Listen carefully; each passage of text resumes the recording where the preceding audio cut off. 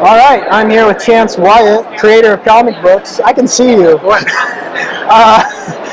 And the reason I wanted to talk to you is I've read a number of your books, enjoyed them immensely. Which ones did you read? Spider-Man, Doctor Who, maybe? You don't remember the names of the books, do you? No, one was Eat Zone. Yeah, good. Okay. Food Zone? It was Eat Zone. Eat Zone. Yeah, which was surprisingly good. Surprising. I don't know. Okay. Well, based on the pitch, I wasn't sure where it was going, and then it went somewhere really cool, and I enjoyed it. Oh, I'm glad. And then the first one I read of yours... The pitch is it's a fat guy who works at a fast food restaurant. Basically. And he poops but he helps people lives there. At the fast food. He lives at the fast food restaurant. I love being on your phone. Yeah. Eventually you'll be on the internet. Yeah, this is cool. And then the other one, the first one I read was the Moon one. Bright Day on the Dark Side of the Moon. Yes. And that is a fantastic book. Good. And that's what made me fall in love. With me? With your work. Oh. No, but just to really realize that you are a fantastic writer and that I want the world to know about it. So can you talk about maybe what you have coming out or what you just had come out? Well, what I just had come out is a book called Moving Bodies, which is a one-shot, like a short story, science fiction story. Think of it like a Twilight Zone kind of thing. Yeah. It's just a bunch of spacemans, The poster. Yeah, there you go. In little gas mask looking helmets, touring a failed extrasolar colony. Okay. So, very far in the future. Yes. I'm moving further and further ahead. My last book before that was Census, which you didn't read. No, I haven't read Census. It's because it's too much. Census is a graphic novel, so it's a long book, and not super long, I guess. It's only 72 pages, but it's long for me. Yeah. And that one's fairly far future. It takes place inside a moon, which has been terraformed on the inside, so it's like... So it's a Death Star now. But it is a moon. Except you're on the outside of the moon. Oh, okay. Because it's spun to provide gravity. Kind of like a Halo, like in Halo, but like it's in Halo, a but more sphere. like a ugly potato-shaped moon. Okay. Moonlit. And it's actually, I went through and made sure everything was accurate. There's a lot of science in it. So I sat down with a physicist and made sure the calculations on... Seriously? Yeah. Wow. Spinning it would work. And some of the science is pretty theoretical, but it's all... Right. I'm not breaking any known rules. And I gotta say too, like that reminds me, one of the things that I really liked about Bright Side of the Dark Side of the Moon. Is that what it's called? A Bright Day on the Dark Side of the Moon. It's too long. Anyway, one of the things I liked about that book was that in the back you had a bunch of the explanation of the science and like why you picked an otter. There's an otter in it. With a hat. Yeah, actually, it's like my favorite part. But like the science behind like why you chose that animal and like just a lot of thought process behind it. Is it the same thing with Moving Bodies? I don't look at the title. Yeah. Well, Moving Bodies has just a single page of science notes. Okay, rather than like 5 or something. I've been trying to condense it because some people dislike. I think they're mostly stupid people. I can only imagine. The science notes. I don't talk to stupid people, so I wouldn't know. But I can see that. Yeah. But they're optional science notes. Yeah. Well, and you put it's cool. At least with the moon one, you put them at the end. So like. I read this whole story thinking that it's just pure fiction and thought process, but then it's really cool to see that like it's based a lot on like actual science and thought, which is really cool. Yeah, I appreciate it. And I think that really built up the book to mean a little bit more to me at least, because I'm a smart person and I enjoy that science. Good. But do you saw that another book coming out? Yeah. It starts with a P. So let me ramp up because I was saying that Census book, the one that takes place inside the moon. The whole premise of that is that it's a future where people have overcome death.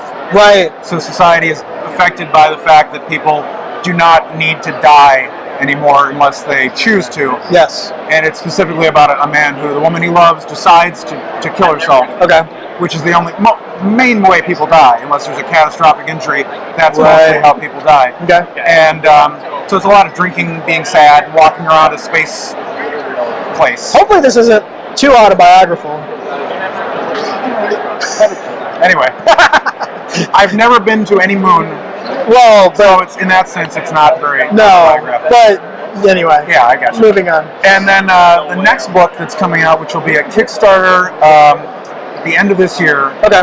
I'm aiming for November or December, is called Planetarium. Okay. And that one's going to be my furthest in the future of all my books. So far in the future, it looks like it's in the past. So far in the future, it's post-human. Yeah. So I've got no humans Yeah. in the book. Well, and the thing about that, you've been promoting it for kind of a while now, I feel like. And I remember the I've been first... working on it for 4 years in my head, but only since Moving Bodies was finished did I start actually drawing it out.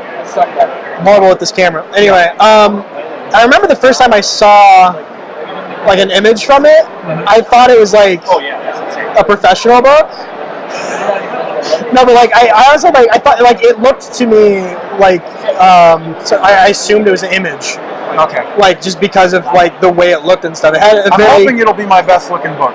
Well, from what I've seen, which isn't a whole lot, like mostly promotional stuff, like it's a very good looking book already. Like I would just read it even if there was no words. There's not that many. Well, yeah, because you have like a few pages done that I've seen where it's like a woman being born out of like something, and then some wolves approach her. But just the style of it is very interesting and compelling. And I was hoping you were going to have it here. I thought it was going to be done by now. No. But hopefully it's one of those things where taking the time makes it the best. And I hope so. Yeah. Oh, it'll be my longest. Right now it's planned out for 120 pages. Oh wow! Okay. Three like books the size of Moving Bodies. Okay, so 40 pages a book. I would pay $20 for that. Good. I hope it'll be 15. Oh really? Well, because $5 a book, and then I'm just going to sell them as single issues. Oh well, there you go. Yeah. Well, I look forward to that for sure. Is there anything else you would like to talk about? Well, I can tell you the basic pitch on Planetarium if you want to know what it's about. Do you want to know what it's about? Okay. I was pretending this was like a choose your own adventure thing. Oh, yeah, we could do that. Anyway. Stop wasting time with this. What it's about is very far future. Yeah. Like, Terminator, Skynet wins kind of future. Okay. Except instead of things being really crappy and gray and lots of human skulls on the ground, the machines that take over our spot as kind of the top species on the planet, the ones that can do the most damage if we wanted to, are doing a much better job as stewards of the earth than we ever did. And they spend most of their time in the guise of animals. And shepherding the animals, caring for them, monitoring. And one of these machines becomes fascinated with the history of humanity and remakes her body in the shape of a human, which is considered taboo and against the law. Oh, and that's the pitch. Well, that makes it even more exciting. There you go. I think I'm taking you away from sales, so I can let you back in. I got it. Okay. Yeah. You're a good man. What else can we talk about? I don't know. Well, where can people find you on the internet so that they can stay up on this kind of thing? ChanceWyatt.com. Okay. And if you go on there, you can find a link to like an email. You can send me an email and say, send me an email when the Kickstarter starts. Right. Or just start looking all the time. Yeah. I will make sure I sign up for it, and then I can bring it up in my podcast when it happens. Spectacular. And I'll be all like, go give Chance Wyatt your money, because he deserves it, because he's handsome. And he writes comics. So yeah. And this doesn't come cheap. All of these hairs were individually placed? Well, and individually purchased. Most of them from famous handsome men. If you go to handsomehairs.com, you can get handsome man hairs sent to your house. There are certain countries where you can't. It's against the law. Yeah. You have to ship it to your Mexico address. Is there anything else? I don't know. What else? Do we have to talk about any of the other books? If you want to. I'm out of print on those picture books. Oh. Right now, the only thing I sell in paper form is Census and Moving Bodies. Well, there you go. But you should start selling PDFs. Well, they're on. But who reads that one? Yeah, I don't know. Oh, also Moving Bodies on Comixology. There you go. So. Good. All right. Thank you. That was pleasant. Thank you. I hope.